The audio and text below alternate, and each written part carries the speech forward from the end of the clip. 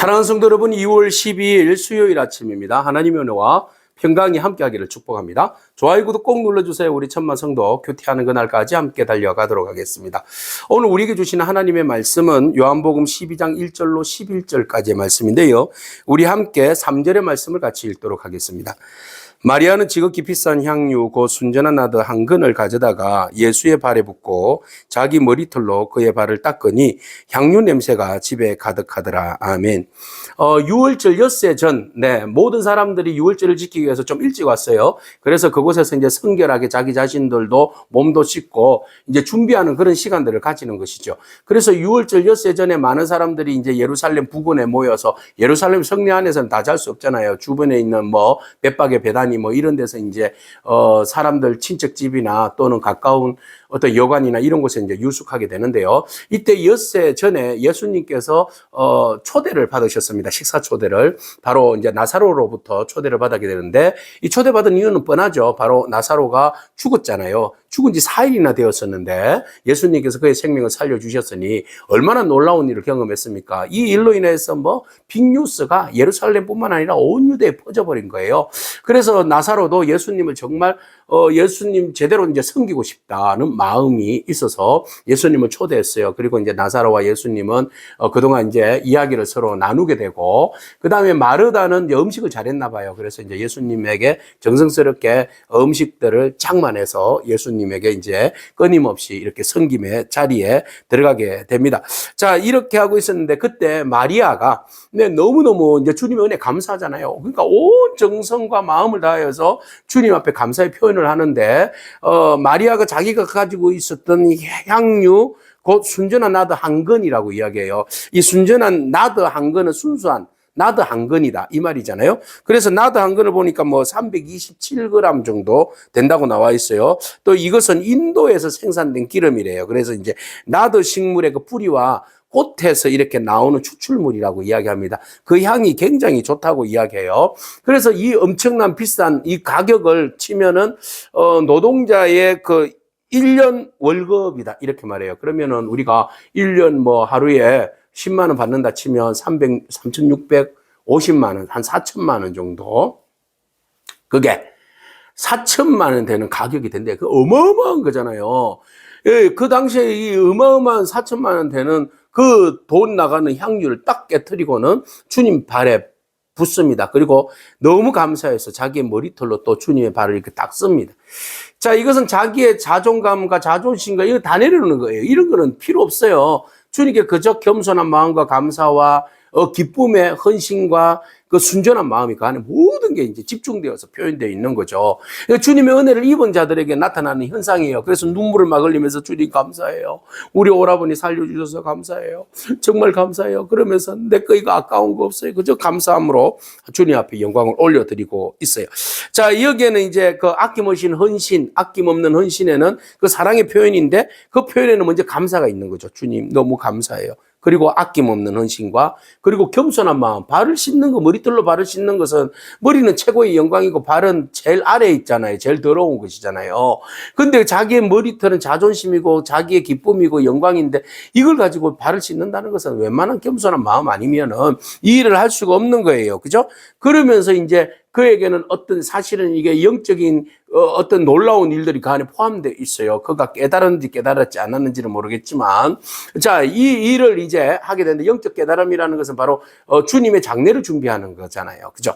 자, 이런 일들이 그가 행했던 일이 오히려 주님의 장례를 진행하고 준비하는 일로 발전되게 되는 거죠. 자, 이렇게 우리에게 언제나 순전한 마음이 있으면 주님께 감사하는 마음과 주님이 행하신 일들에 대해서 감사의 마음이 있으면, 순전한 마음이 있으면 이런 이제 기쁨과 감사와 어떤 그 겸손한 마음, 또 영적인 어떤 행동, 이런 것까지 다 포함돼서 드러나게 되는 거죠. 자, 주님께서 얼마나 흡족해 하셨을까요? 자, 그런데 말이죠. 제자 중에 한 사람이 예수를 잡아줄 가룟 유다다 이렇게 표현하고 있어요. 안타깝죠. 그가 이런 이야기합니다.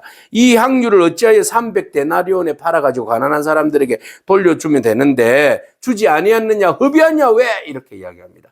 왜 흡의하냐 그랬어요. 그런데 그 마음에는 뭐가 들어있어요? 가난한 자들을 생각하는 것이 아니다. 진정으로 가난한 마음, 가난한 사람들에 대한 생각이 있었으면 일리가 있죠. 그렇지만 가난한 사람들을 돕기보다는 오히려 그는 도둑놈이다. 돈깨를 맞고 거기에 넣는 것을 훔쳐감이라 그랬어요. 그래서 공금횡령 하려고 작정하고, 예, 그렇게, 이 돈을, 아이고, 이거 돈이 3천만 원이 넘잖아요. 이걸 나한테 주면 내가 이거 돈으로 환산해서 바꿀 때 또 얼마 정도는 또 인마이 포켓 하고 그러려고 했는데 말이죠. 예? 이거, 안타깝다. 이거 기회가 있었는데, 아이고, 저 아까워서 어쩌냐, 막 이런 마음 있는 거죠. 자, 이러면서 자기는, 그 마음이 순수하지 않아요, 벌써.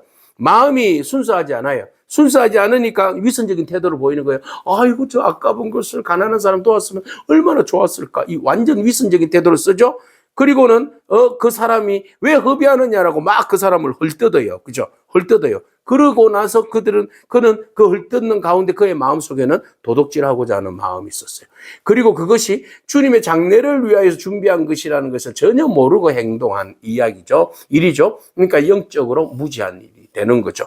자, 똑같은 일, 똑같은 사건을 통하여서 한 사람은 영적으로 굉장히 깊은 행동을 했고 주님께 칭찬받았고 그 속에는 뭐 대가를 바라는 것이 아니라 순수하게 주님이 우리 오빠에게 해주신 그 은혜를 생각하니 너무 감사해서 내가 기쁜 마음으로 봉사하고 헌신하며 나가겠습니다. 섬기겠습니다.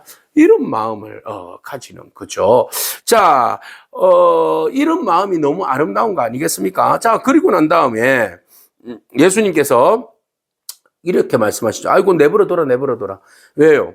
그를 가만히 내두어라. 그는 지금 나의 장래의 날을 위하여서 그것을 간직하게 하라. 예.